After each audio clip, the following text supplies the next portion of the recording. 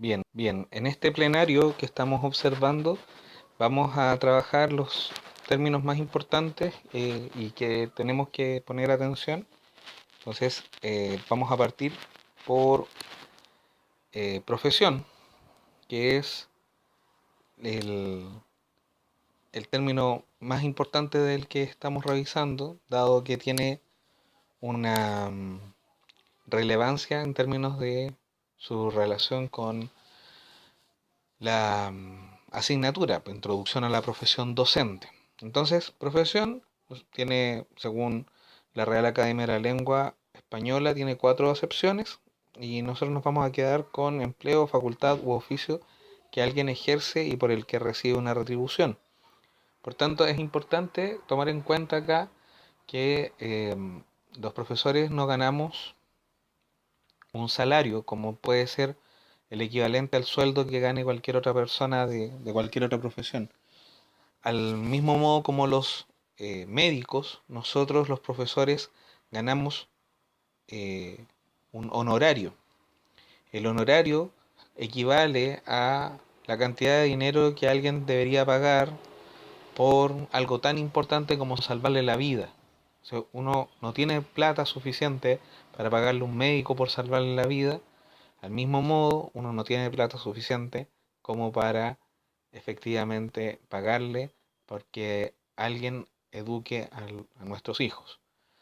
Entonces, como no hay plata suficiente, nosotros hacemos una equivalencia de ese dinero en un sueldo. Y ese sueldo entonces consiste en un honorario. Entonces nos vamos a quedar con esa acepción. Vamos a continuar hablando acerca de un término que se llama preceptores, que son aquellos primeros maestros. La educación primaria en Chile tuvo como referente para sus primeros años las escuelas normales. Fueron fundadas en 1842 bajo el modelo implementado en Francia por el sacerdote Jean-Baptiste de la Salle y plasmado en la Escuela Normal Superior Gala del año 1794. En Chile se desarrollaron hasta la década de 1970 con el objetivo de formar profesores para los primeros años de enseñanza.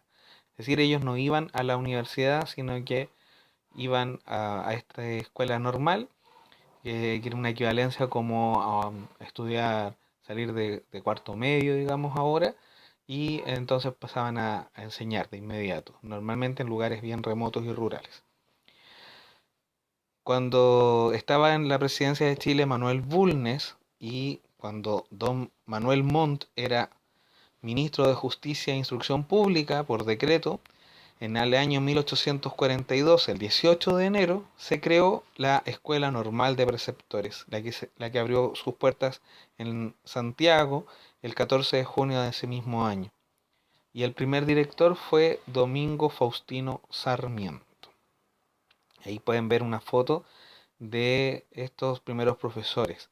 Ellos no tenían una formación apropiada y el capital cultural al que les correspondía era bastante escaso, pero sí enseñaban con una vocación y con una eh, simpleza que hasta el día de hoy nos sorprende, digamos. Intuitivamente ellos se hacían cargo de este trabajo de una muy buena manera. Luego de eso pasamos entonces a los normalistas. En el caso de los normalistas, eh, nosotros encontramos acá una escuela normal de preceptoras, porque era dirigido principalmente hacia las mujeres, y estas profesoras normalistas entonces tenían una característica de ser muy abnegadas. Al principio solamente 40 alumnas se metieron a estudiar, egresaron 12 y después de 10 años de funcionamiento 63 normalistas fueron tituladas y ellas tenían una beca de en esa época 100 pesos mensuales y trabajaban bajo un compromiso en el lugar en que el Estado decidiera con un sueldo de 300 pesos mensuales. Eh, Ellas se hicieron cargo también de escuelas rurales. Evidentemente la persona más reconocida con respecto a esto es a Gabriela Mistral, profesora normalista que trabajó entonces en Monte Grande y es uno de los términos importantes que tenemos que tener en cuenta. Acá tenemos una foto entonces de estas, una de las promociones de las profesoras normalistas. Tenemos que decir que al principio eran adolescentes o jóvenes con un mínimo de alfabetización quienes entraban a este programa de, como internado y luego ellos entonces se ponían a enseñar. Esto era antes de que la educación fuera obligatoria en términos de globalización o de universalización de la enseñanza.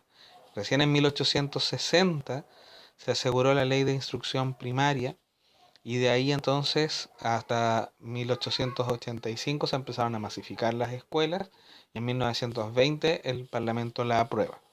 En el año 2003, bajo la presidencia de don Ricardo Lagos, se aprueba una reforma constitucional estableciendo que sea obligatoria también la educación media. Hasta antes de eso, la obligatoriedad llegaba hasta octavo básico. Y a partir de la ya lograda universalización de la educación básica y del amplio acceso a la media, se planteó el objetivo de universalizar 12 años de escolaridad.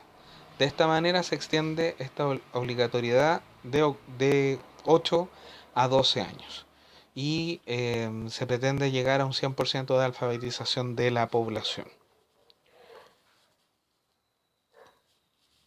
El siguiente es un gráfico acerca del sistema educativo chileno, donde nosotros observamos las diferentes, los diferentes cambios y reformas que se han hecho desde 1995 hasta el año 2003, los años en los cuales podía ingresar un niño, por ejemplo, entra a sala cuna, después pasa a nivel medio, transición, todo esto dentro del nivel parvulario y desde el año 2003 entonces se amplía la obligatoriedad desde la básica hasta la media.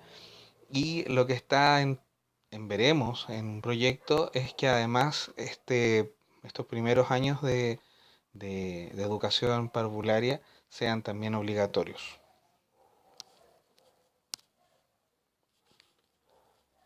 La profesionalización docente es un término que también tenemos que tener en vista y considerado. Parte entonces desde el Instituto Pedagógico de la Universidad de Chile en 1889, pero no es hasta 1970 que esta eh, carrera universitaria no tiene, digamos, un poco más de trascendencia.